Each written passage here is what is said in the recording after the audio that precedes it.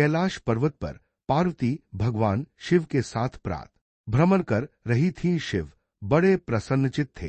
अचानक पार्वती ने उनसे कहा, स्वामी, आप बड़े ज्ञानी हैं, जन्म मरण और मोहमाया के बंधनों से परे हैं। इन सभी बंधनों से छुटकारा पाकर मैं सदैव आपके साथ रह सकूं, ऐसा ज्ञान मुझे दीजिए। पार्वती जी की इच्छा पर भगवान शिव मुस्कुराकर बोले, ठीक है, मैं तुम्हें वह ज्ञान अवश्य दूंगा, किंतु इसके लिए कोई ऐसा एकांत स्थान खोजना होगा जहां हम दोनों के अलावा कोई तीसरा न हो। पार्वती और भगवान शिव दोनों ही हिमालय में ऐसा स्थान खोजने लगे। घूमते घूमते वे उत्तरी हिमालय के अत्यंत मनोरथ स्थान पर जा पहुंचे। वहां एक विशाल गुफा थी। दूर दूर तक किसी प्राणी का चिन्ह नहीं था। भगवान शिव को वह गुफा पसंद आ गई। पार्वती जी के साथ वे उस गुफा में चले गए। आशा के विपरीत गुफा में उन्होंने कुछ पक्षी देखते। पक्षियों को देखकर पार्वती उदास हो भगवान शिव बोले, अब यहाँ हम दोनों के अतिरिक्त कोई नहीं है। मैं तुम्हें यहाँ अमर ज्ञान का उपदेश दूंगा। ध्यान से सुनना, बीच बीच में हुंकारा भरती रहना, ताकि मुझे पता चलता रहे कि तुम सुन रही हो। ज्ञान देते समय मैं समाधि में रहूंगा। पार्वती की स्वीकृति पाकर भगवान शिव समाधि लगाकर बैठ गए।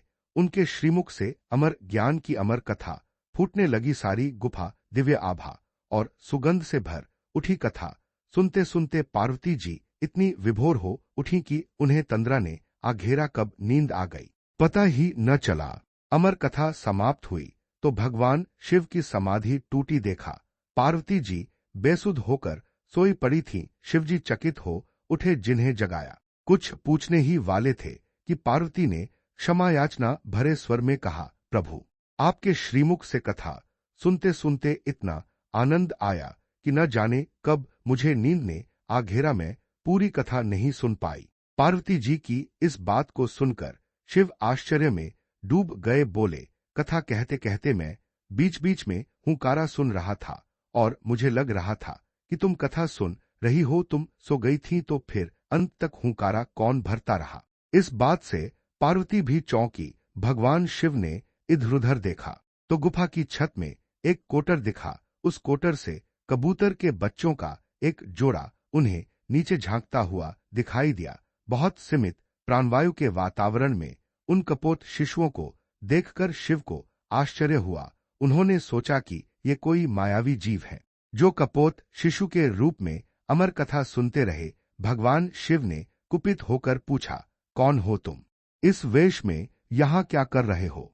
कबूतर के बच्चों में से एक बोला, भगवान, हम यहाँ इस कोटर में अंडज रूप में थे। जब आपने यहाँ की प्राण वायु को अपने में समेट लिया तो मेरी माँ यहाँ से उड़ गई। हम अंडे से बाहर निकले तो आपकी अमर कथा यहाँ गूंज रही थी। इस कथा के प्रभाव से हम में इतनी शक्ति आ गई कि कथा सुनते हुए हम हुंकारा भरते रहे। प्राण वायु के अभाव का हम पर असर नहीं हुआ। कबूतर के बच्चों की बात सुनकर शिव प्रसन्न होकर बोले, तुम अमर कथा के सच्चे पात्र थे। जो पूरी कथा सुन सके तुम अमर हुए। इस स्थान पर जहाँ किसी अन्य जीव जंतुओं का स्थायी रूप से रहना संभव नहीं होगा, वहां तुम दोनों सदा निवास करोगे। शिव और पार्वती तो वहां से चले गए, पर शिव के पार्थिव रूप में हिमलिंग उस गुफा में निर्मित हो गया। वही क्षेत्र